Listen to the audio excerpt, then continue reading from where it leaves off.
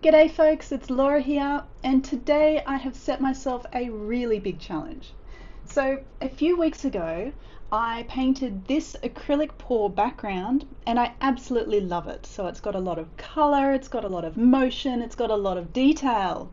And I've been looking at this background over the last few days and I've been thinking, I'd really like to add a wildlife focus to this painting. But that's a really big challenge. So whenever you've got a painting or a background that has a lot of movement, a lot of detail, a lot of color, it can be too busy to add a focal point in terms of, adding a wildlife focus to that background without the background detracting from that wildlife. So that's the challenge that I've set myself, is to find a photo of wildlife that would actually suit this background. So I was looking through my photos and I came across a photo of Major Mitchell's cockatoos taking off. So they're about to fly away essentially, and they're these big beautiful white parrots, and they have this pink area underneath their wings that is almost this kind of peachy pink color, the same as this background. And so I thought the colors really suited, and because they're big white birds, they hopefully won't get lost in this background.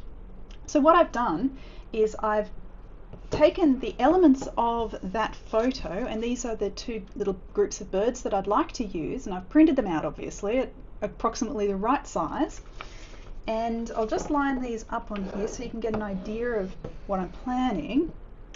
So the first step is actually to transfer these birds to this background, and then I'll start blocking in the base colors of these birds. So let's get to it. So for this process I'm going to use a Pitt graphite pencil, which is actually just fully graphite. This is 9B, and I'm just going to actually colour in. So this is the back of those two printouts. I'm just going to colour in some of this graphite on the back there. So being really rough, doesn't need to be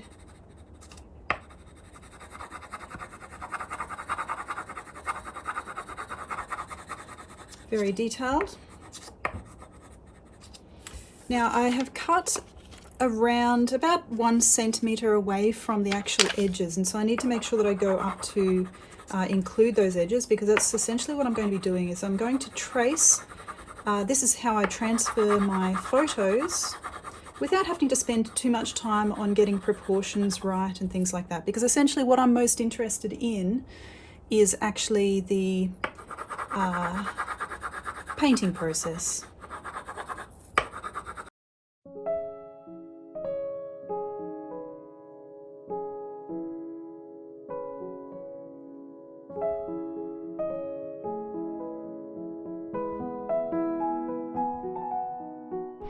So for this process I'm going to use a blunt 2B pencil to actually trace around the bird outlines and the details so that I can transfer them using the graphite that's on the back of these to the background.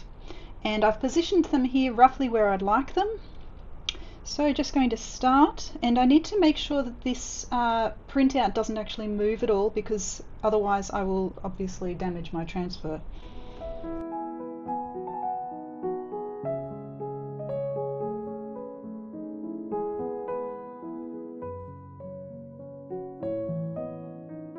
Okay, so I am set up here and I have my wet palette over here.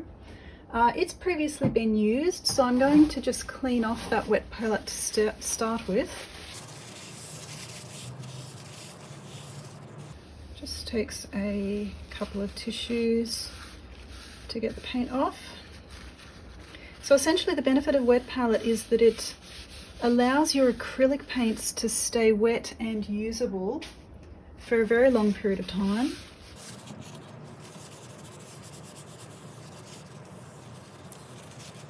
And the way it works is underneath this piece of paper that I'm just cleaning off at the moment.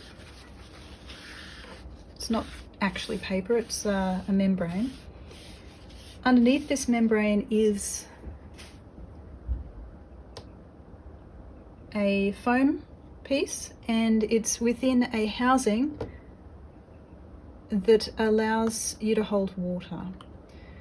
I just need to top this up on a regular basis from clean water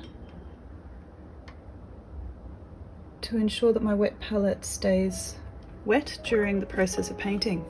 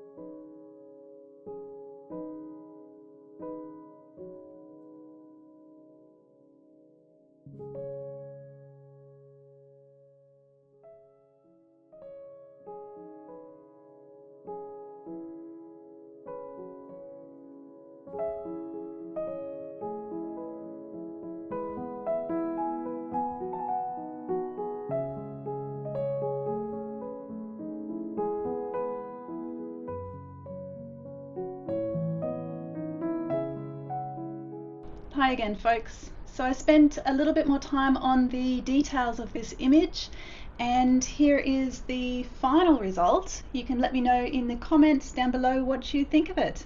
Thanks very much for watching.